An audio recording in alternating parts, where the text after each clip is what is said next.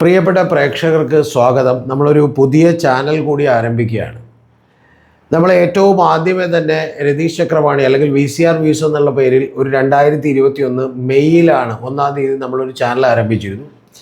ആ ചാനലിൽ യഥാർത്ഥത്തിൽ നമ്മളത് ആരംഭിക്കുന്നത് ഒരു ചാനൽ നടത്തിക്കൊണ്ടു പോകണം എന്നൊന്നും വിചാരിച്ചിട്ടല്ല.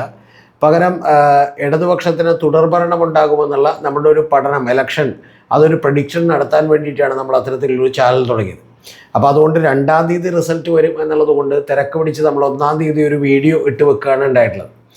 പക്ഷേ കുറേ ആളുകൾ അത് കാണുകയും ഏതാണ്ട് ഒരു 1.5 മാസം കൊണ്ട് തന്നെ പിന്നെയും നിരവധി വീഡിയോസൊക്കെ ഇട്ടപ്പോൾ അത് 1000-1000-ലധികം വരെ സബ്സ്ക്രിപ്ഷനിലേക്ക് എത്തുകയും ചാനൽ പെട്ടെന്ന് മോണിറ്റൈസ് ആകുകയൊക്കെ ചെയ്തു. പക്ഷേ ഇതൊക്കെ ചെയ്തെങ്കിൽ പോലും എനിക്ക് മറ്റു നിരവധി തിരക്കുകളുണ്ടായതുകൊണ്ട് ഞാൻ പിന്നെ ഒരു 2 മാസത്തിന് ശേഷം അത് കണ്ടിന്യൂ ചെയ്തില്ല എന്നുള്ളതാണ് വാസ്തവം.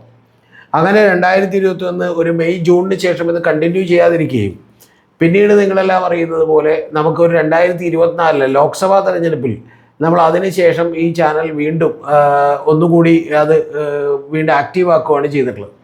അപ്പോൾ ആ ചാനൽ ഇപ്പോൾ ഏതാണ്ട് ഒരു 46,000-ത്തിനടുത്തേക്ക് നമ്മുടെ സബ്സ്ക്രിപ്ഷൻ എത്തിയിരിക്കുകയാണ്. കൂടാതെ വലിയ രീതിയിലുള്ള റെസ്പോൺസും അതിൽ നിന്ന് കിട്ടുന്നുണ്ട് എന്നുള്ളതാണ് വാസ്തവം. അപ്പോൾ അങ്ങനെ ഉള്ളപ്പോൾ തന്നെ നമ്മളിപ്പോൾ ഇത്തരത്തിലുള്ളൊരു ചാനൽ തുടങ്ങുന്നു. ആ ചാനലിൻ്റെ പേര് BCC വിത്ത് രതീഷ് ചക്രവാണി എന്നുള്ളതാണ്. ഈ BCC എന്താണെന്ന് ചോദിച്ചാൽ ബിയോണ്ട് കോമൺ കോൺഷ്യസ്നസ് എന്നുള്ളതാണ്. എന്ന് പറഞ്ഞാൽ ഒരു പൊതുബോധത്തിനും അപ്പുറം എന്നുള്ളതാണ്. വളരെ കൃത്യമായി പറഞ്ഞാൽ ഒരു ജനകീയ പൊതുബോധത്തിനും അപ്പുറം നിൽക്കുന്ന കുറേ കാര്യങ്ങൾ നമ്മൾ ഡിസ്കസ് ചെയ്യണമെന്നാണ് വിചാരിക്കുന്നത്.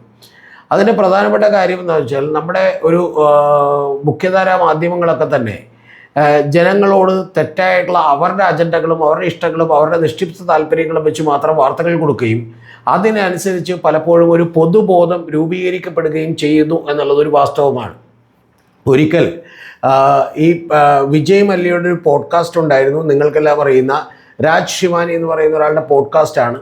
ആ പോഡ്കാസ്റ്റ് 4 മണിക്കൂറും 18 മിനിറ്റുള്ള പോഡ്കാസ്റ്റാണ്. അതിൽ അദ്ദേഹം തന്നെ ഒരു കമൻറ്റ് പറയുകയുണ്ടായ ഒരു ദിവസം, ഇൻ ഇന്ത്യ ഒരു public opinion is quickly formed എന്നാണ്. എന്ന് പറഞ്ഞാൽ ഒരു ഇന്ത്യയിൽ പബ്ലിക് ഒപ്പീനിയൻ വളരെ എളുപ്പത്തിൽ ഫോം ചെയ്യപ്പെടുന്ന ഒരു കാര്യമാണ്.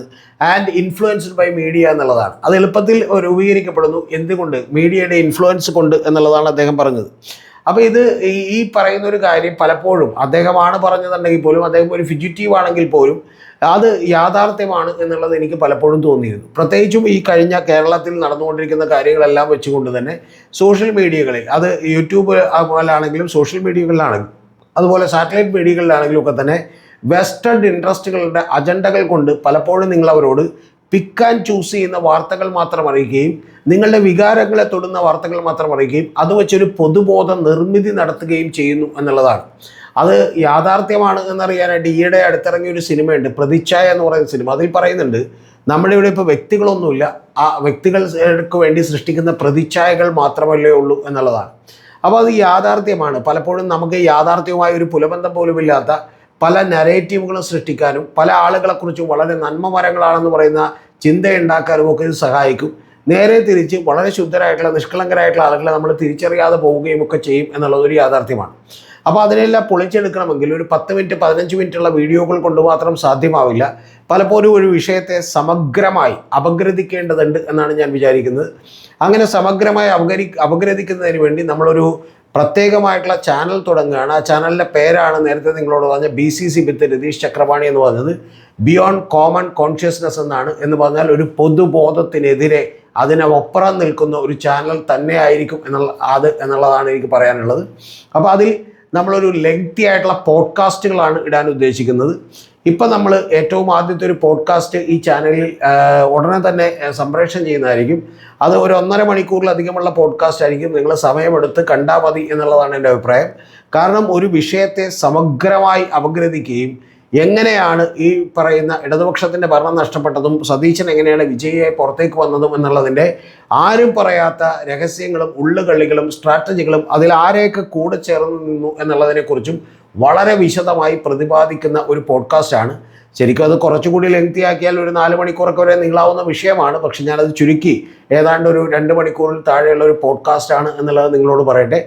വലിയ പണച്ചെലവുള്ളൊരു കാര്യമായതുകൊണ്ട് തന്നെ നമുക്ക് നിരവധി തവണ അത് ചെയ്യാൻ കഴിയില്ല. സമയവും ചെലവും അതുപോലെ തന്നെ നമ്മുടെ അധ്വാനവും ഒക്കെ വളരെയധികം വേണ്ട ഒരു കാര്യമാണ്.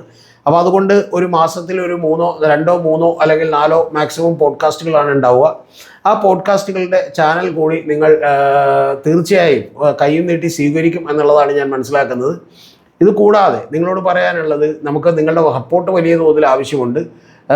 ആ ആവശ്യമുള്ളത് കൊണ്ട് തന്നെ നമ്മുടെ ഒരു മെമ്പർഷിപ്പ് ഉണ്ട് ഈ ചാനലിൽ. അതായത് രതീഷ് ചക്രവാണി എന്ന് പറയുന്ന ചാനലിൽ ഒരു മെമ്പർഷിപ്പ് ഉണ്ട്. ഇത് മറ്റ് ചാനലിലാണ് നിങ്ങൾ കാണണമെങ്കിൽ അതിൽ മെമ്പർഷിപ്പ് ഒന്നും കൊടുക്കുന്നില്ല.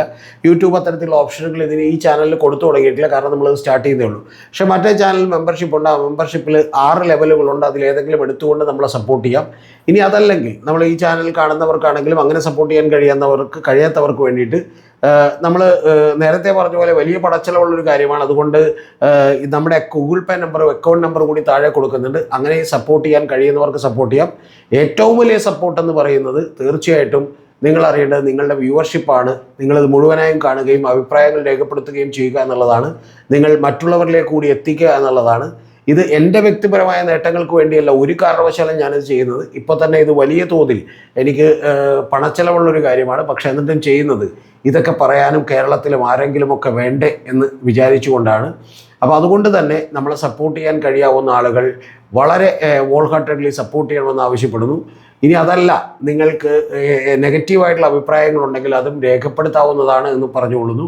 കൂടാതെ നമ്മൾ ഏതെങ്കിലും പ്രത്യേകമായിട്ടുള്ള വിഷയങ്ങളെക്കുറിച്ച് വളരെ വിശദമായിട്ട് ഇത്തരത്തിലുള്ള പോഡ്കാസ്റ്റുകളൊക്കെ നിങ്ങൾക്ക് ആവശ്യമുണ്ടെങ്കിൽ അതും പറയാവുന്നതാണ് എന്നുള്ളത് രേഖപ്പെടുത്തുന്നു. ഇത്തരത്തിൽ വിശദമായിട്ടുള്ള ചില പോഡ്കാസ്റ്റുകളും ചില വളരെ ലെങ്തി ആയിട്ടുള്ള ചില ഇൻ്റർവ്യൂകളും മാത്രമാണ് ഉണ്ടാവുക എന്നുള്ളത് കൂടി എൻ്റെ പ്രിയപ്പെട്ട പ്രേക്ഷകരോട് ഒരിക്കൽ കൂടി പറഞ്ഞോട്ടെ. സത്യമറിയാൻ താല്പര്യമുള്ള, ആ സത്യം നിലനിൽക്കണമെന്ന ആഗ്രഹമുള്ള ആളുകൾക്ക് തീർച്ചയായിട്ടും നമ്മളെ സപ്പോർട്ട് ചെയ്യാം. സപ്പോർട്ട് ചെയ്തുകൊണ്ട് നിങ്ങൾക്ക് പ്രത്യേകമായ ഒരു ഗുണമുണ്ടാവുന്നില്ല. പക്ഷെ പ്രധാനപ്പെട്ടൊരു കാര്യം, ഒരു പൊതുബോധ നിർമ്മിതികളെ, അപനിർമ്മിതികളെ, തെറ്റായ ഈ പറഞ്ഞ വാർത്തകളെയൊക്കെ തന്നെ പൊളിച്ചെടുക്കാനും അതിൻ്റെ പിന്നിലുള്ള കൃത്യമായിട്ടുള്ള കാര്യങ്ങൾ നിങ്ങളോട് അറിയിക്കാനും ഉള്ള ഒരു സംവിധാനമായി ഇത് പ്രവർത്തിക്കും എന്നുള്ളത് മാത്രമാണ് എനിക്ക് നിങ്ങളോട് പറയാനുള്ളത്. ഒരിക്കൽ കൂടി നന്ദി ഇതുവരെയുള്ള സപ്പോർട്ടിന്, ഇനി ഉണ്ടാകാൻ പോകുന്ന സപ്പോർട്ടിന്.